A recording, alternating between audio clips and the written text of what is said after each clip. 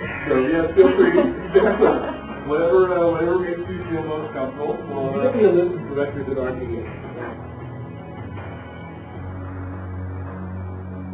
We have 2/3. We have one possible Father? Father? He's in a writer's chair. We have writers in writer's chair. Okay. The process is ongoing right now. So you're going to lock yourself in a room when we're done with Damien and with Shay.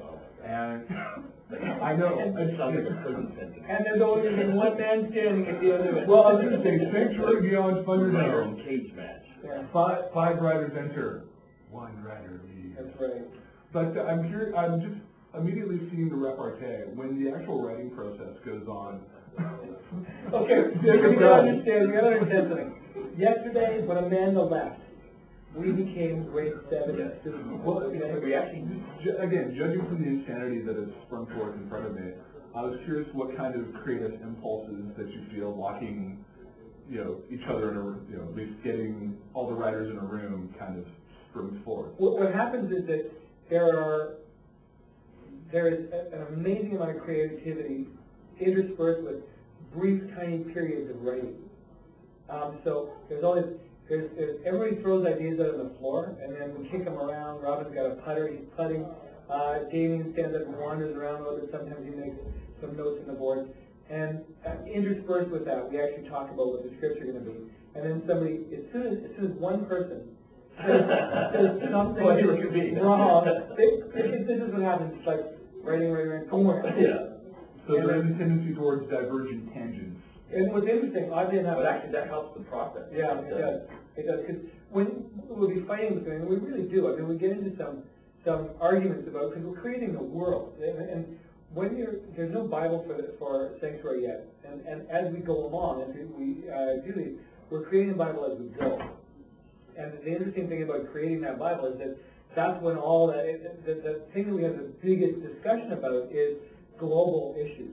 Like, can we do this, or is this going to happen? It's not really that when we get into the story itself actually is much more focused than the creation of the world. The most amazing thing that happens in here is the stuff that will never get seen on television, and that's or on the net. The most incredible ideas come out that we can't actually fit into story, and that's what's interesting for me, being coming from the production side of it, and always needing to have that input at the stage when you're writing.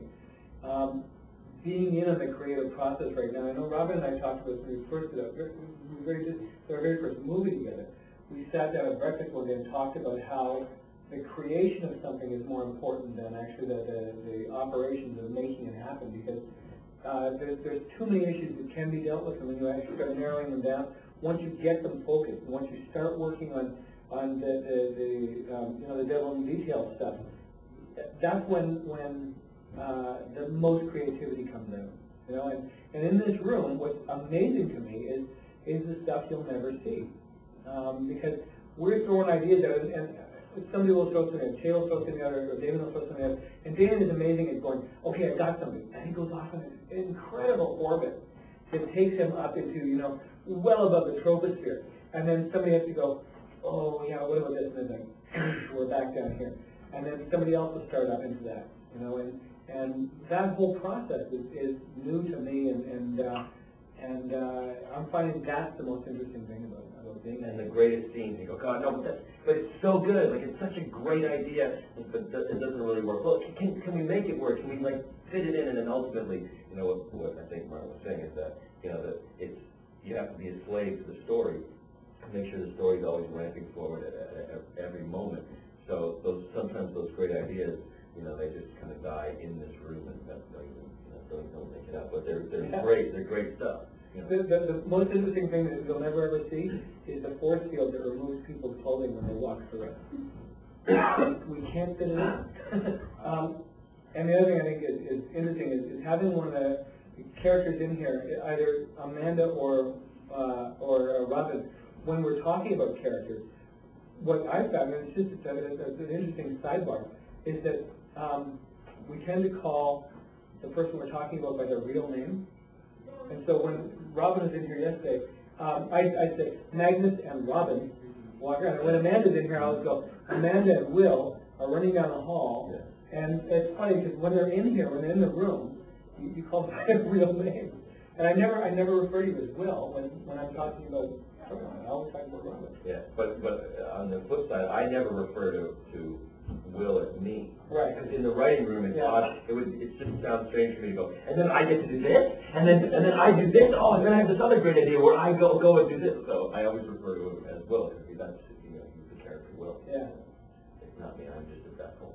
Oh, but you gotta know there's so much of Robin in Will. It was like when we cast the character for Will, I actually called David up and said, "I'm the perfect guy for this." And truthfully, Damien took me at my word with it because I think Robin sent us like a picture of him as a clown, and I was like, "Okay, watch this on the net as him as what was the clown's name?" Ignatius. Ignatius, yeah. Ignatius, the philosophical clown. Yeah. You So can find that was his demo for Damien. And I said, truthfully, this guy is perfect for Will. And then he came in and nailed it because there's so much of Robin in Will. And I think that now Damien's writing Will Robinson, you know. Yeah. They hang out together and Robin says something ridiculous and Damien puts it Then do reality and fiction then sort of start crossing over, even to almost maybe a schizophrenic tendency there, because you're having to think of, am I Will, am I Robin, are concepts that would not normally integrate themselves from real life, finding their way into possible ideas. I don't know. I don't know if that's true. Because I mean, we're all really good at separating the world of sanctuary from the real world. And one of the things that we do is, one of the things that I always do, and I was talking about this yesterday, is that in this room, I tend to do the sober second thought about, wait a minute, if we go that direction, you know, if we suddenly invent invisibility, then it's a superpower that is too big, you know, and so if you've got this ability to be invisible, you know, and our characters can do it, it's all about, you know, it's like, it's those rules that make great stories. And as Robin was saying, there's these incredible stories that get woven, and we keep trying to shoehorn them into the script that we're trying to do. And because somebody comes up with a great tangent that goes in, and I wish there was a way of keeping those things, those scenes, somewhere that we could, you know, do a best of Like the writer's room. Yeah, the best of writer's room scenes, Yeah. but there's no context to them because it's the problem is keeping the context for them. And keeping, as Ron says, you know, keeping true to the story. We're very focused on the story, you know, and on getting to an end of the story from this beginning.